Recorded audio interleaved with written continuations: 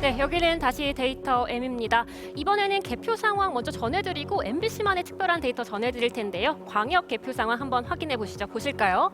전반적으로 보면요. 지금 붉은 동그라미가 더 눈에 띕니다. 그런데 출구조사에서 시도에서 4개 지역을 제외하고는 거의 다 이재명 후보가 앞설 것으로 크게 앞설 것으로 예측되고 있는데 지금 이 상황을 보면 다 붉은색으로 보이는 것은 개표 극초반이어서 그렇습니다. 출구조사에서 12%포인트 정도 차이 나는데 지금 개표 상황에선 2%포인트 정도로 줄어들었잖아요. 그래서 개표 상황은 조금 더 무르익으면 전해드리기로 하고 이번에 MBC만의 특별한 데이터 하나 보여드리려고 합니다.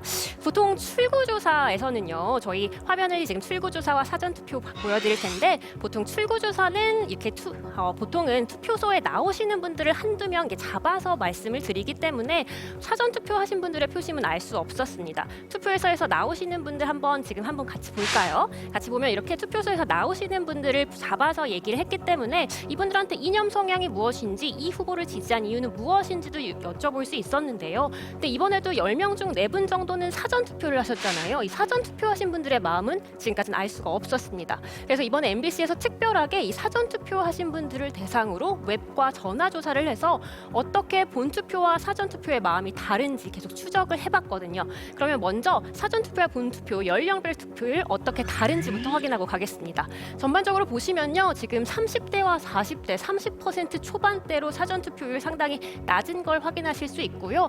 반면에 50대와 60대는 40% 가까이 갑니다. 좀 특이한 게 70대 이상 30.5%로 30대, 40대와 마찬가지로 사전투표율 좀 낮은 편이네요. 그럼 본투표율은 어떤지도 확인해 보겠습니다. 본투표율 보시면요. 30대와 70대 이상이 50% 가까이로 가장 높습니다. 사전투표를 가장 덜한 연령대들이 본투표 가장 많이 한 것으로 예측이 되고 있는데요. 전반적으로 보시면 예전에는 연령이 높아지면 높아질수록 투표율이 높아졌는데 지금 보면 70대 이상의 투표율이 40대나 50대보다는 조금 낮은 것으로 확인되고 있습니다. 자, 이번에도 사전투표와 본투표 이렇게 연령도 약간 달랐는데요. 그럼 표심은 어떻게 달랐는지 먼저 이념 성향부터 확인해 보도록 하겠습니다. 사전투표하신 분들 중에서는요. 절반 가까이가 중도라고 응답을 하셨고 그 다음에 진보, 보수 순으로 많았습니다. 근데 본투표는요. 다른 거 보이시죠? 10명 중 4명 가까이가 본인이 보수라고 응답을 했습니다. 결국 뭐냐면 이 이념 성향은 투표 성향과 거의 바로 연결이 되기 때문에 지금 본투표와 사전투표 이념 성향만 봐도 개표 결과가 다를 수밖에 없는 게 지금 보이고 있는 겁니다.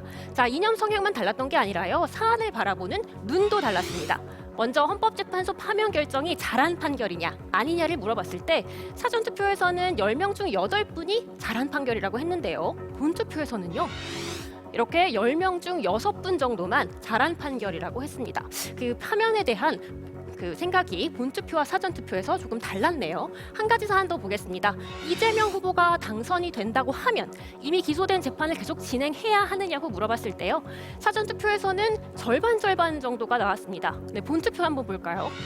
본투표에서는 7대 2 정도가 나왔습니다. 자, 이걸 보면 사전투표와 본투표 이념 성향도 다르고요. 사안을 바라보는 눈도 다릅니다.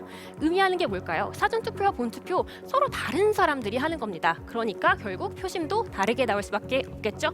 저희 개표 상황에서요. 사전투표와 본투표 계속 나누어서 보여드리도록 하겠습니다. 지금까지 데이터 M이었습니다.